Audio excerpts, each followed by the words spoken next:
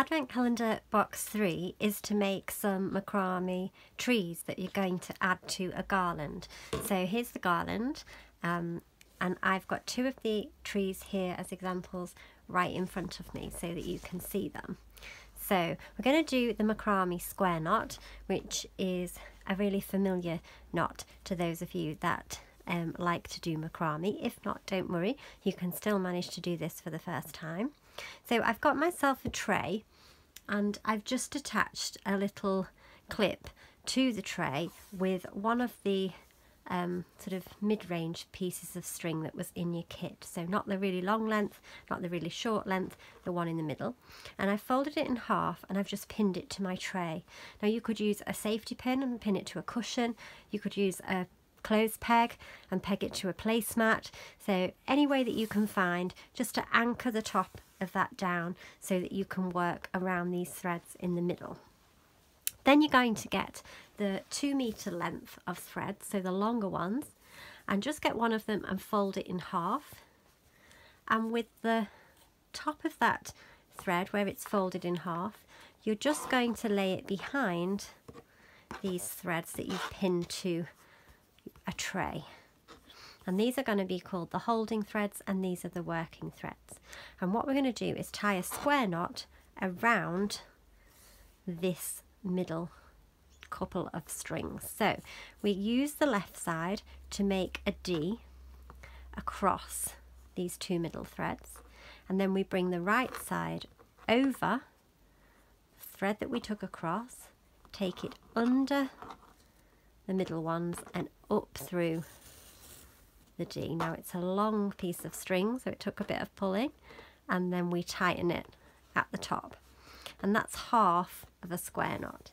So to complete the square knot, we make the D now on this side with the right string going over the middle ones, take the left one over the right, under the middle ones and up through that D that we created, holding it all still so that you don't lose track of where all the strings are, and tie it up like that. So that's your first square knot. Now every time we do a square knot now, we're going to do it a little bit further down the trunk of the tree so that we can push it up and make these lovely loops on either side. On these trees, the loops just remain as loops, and on these trees I cut them so that they become feathered. So if you have a preference which tree you like, you can do them all like this or a combination of the 2. So here's another square knot. Bring that left string across, bring the right one over the string we took across, under the middle ones and up through that D. Slide it up to where you want that knot to be. Now I want it just there to give me enough of a bobble to push it up, and then I go with the right string to complete the knot, over, under, pull it through and then tighten it up like so, and then push that up, and that gives you your first loop on either side.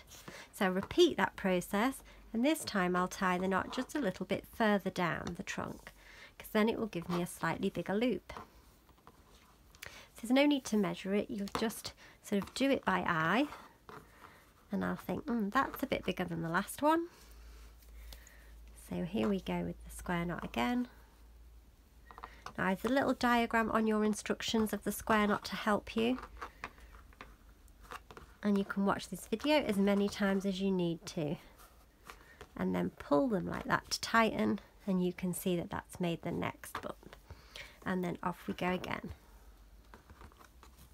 This time trying to make the square knot a little bit further away so that my branches on my tree become a little bit longer.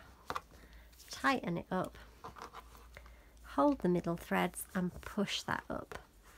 Pull those out, there we go, and that makes the next set of branches. Off I go again. And as you do it, these longer strings obviously get shorter, makes it a little bit easier to manage.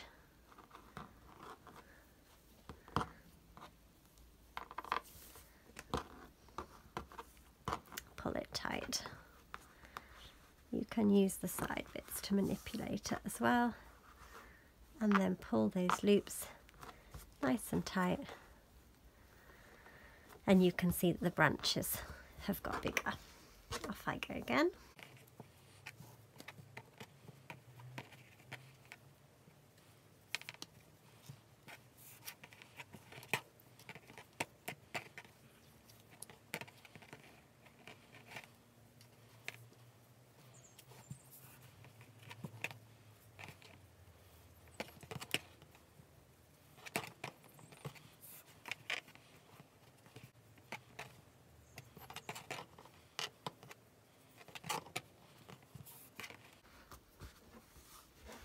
So I speeded that up for you just so that you could see me tying all those knots. I have done 9 knots down the centre, and then to make the tree trunk that you can see under here with some more square knots, I'm just going to bring the smaller strings into the centre, and then I'm going to use these longer outer strings to tie 2 square knots to make my tree trunk.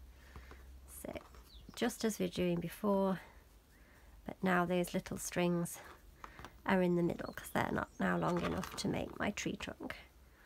And I do it like that. Tie from either way. And then like that. And then like that. Okay, and then once you get to the bottom, if that's going to become that tree, I can just leave that like it is. I can tidy the ends by cutting the strings to the same length. Grab my comb and just feather out the bottom, like so. And then last finishing touch is to cut a piece of your ribbon.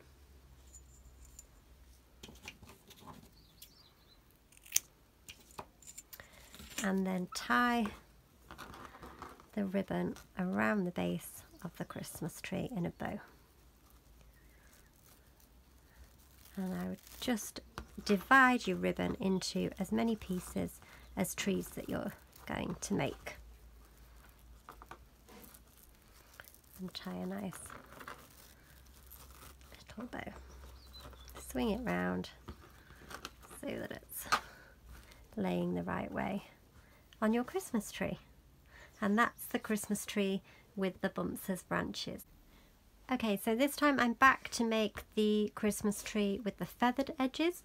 I've attached the string to my tray just as before, but this time you might find it easier as well if you just anchor down those middle strings to the bottom of the tray. It'll stop them moving around quite so much. And then when you're tying your square knot around it, they're not sliding everywhere. So you might find that easier if you can find a way of attaching it to your tray or board or cushion or whatever it is that you've decided is the best way to work. So you keep doing those square knots at a slightly larger distance between each one. And again, I'll do about 9 of them. Depending on how long you leave the gaps will depend on how many you'll manage to fit in and what shape you want your Christmas tree to appear.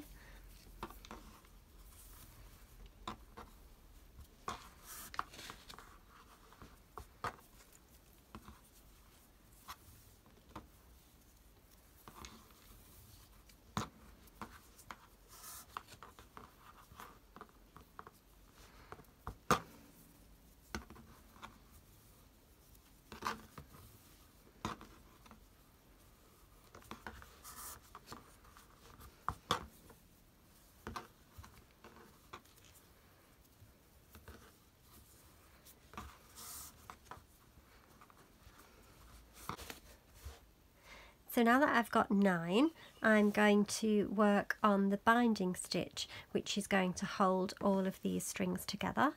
And you will have some smaller pieces in your kit that you can use the plastic needle to thread. And then you just need to tie a little knot in the end. And then to create the binding stitch, you're going to hold, so I'm going to take it off my tray.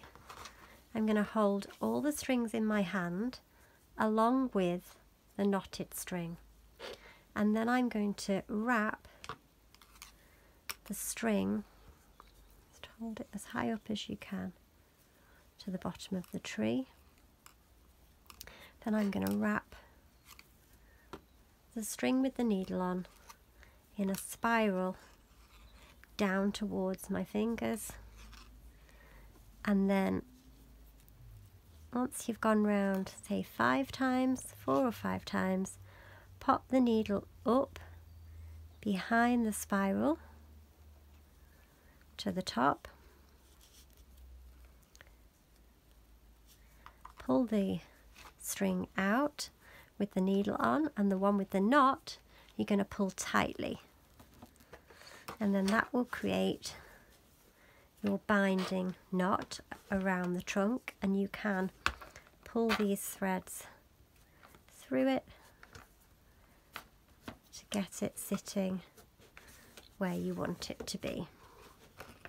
And once you're happy with its position, then you're going to use your scissors to cut that away with the needle. You can leave the one underneath with its knot because that can just add to the tassels, and then just cut above it. Get rid of those extra bits. So back with your comb to comb out the tassels at the end.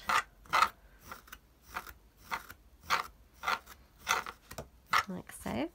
Remove it from your tray, and then using some sharp scissors, you're going to cut in the middle of each of the branches, because this is going to be the feathered tree.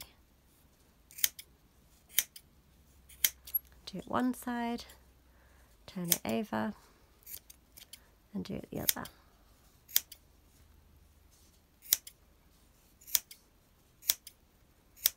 And then very carefully, holding the knots so you don't catch them with your comb, just comb out the string so that it becomes feathered.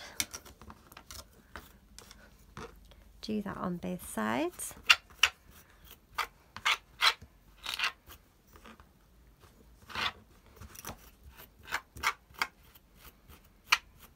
Being careful not to catch the knots. And then you can use your scissors, if you wish, to trim the edge in what shape you want it. Turn it over and do the same the other side. These bits out the way. So then you're going to add a ribbon, but this time around the top. So make sure you've got space. Tie it on. You might want to pop it back on you under your peg to help to do this.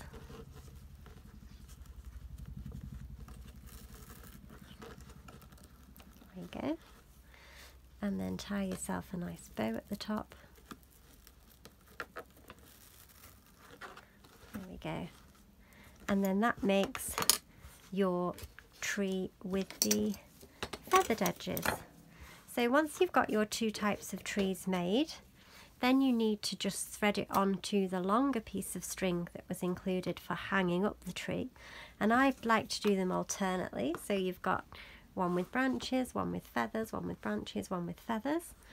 Just thread the string that you've got through the loop. And then to make sure that it's going to hang nice and straight, you're just going to tie a little knot at the top. And then you can make sure it's the right distance from the tree next to it so that it hangs nicely. And then you move along and do the next one. And add that one to there. And then that will give you your Christmas tree garland that you can hang up on a banister, over a mirror, over a picture, above a fireplace, wherever you think it's going to look great in your home.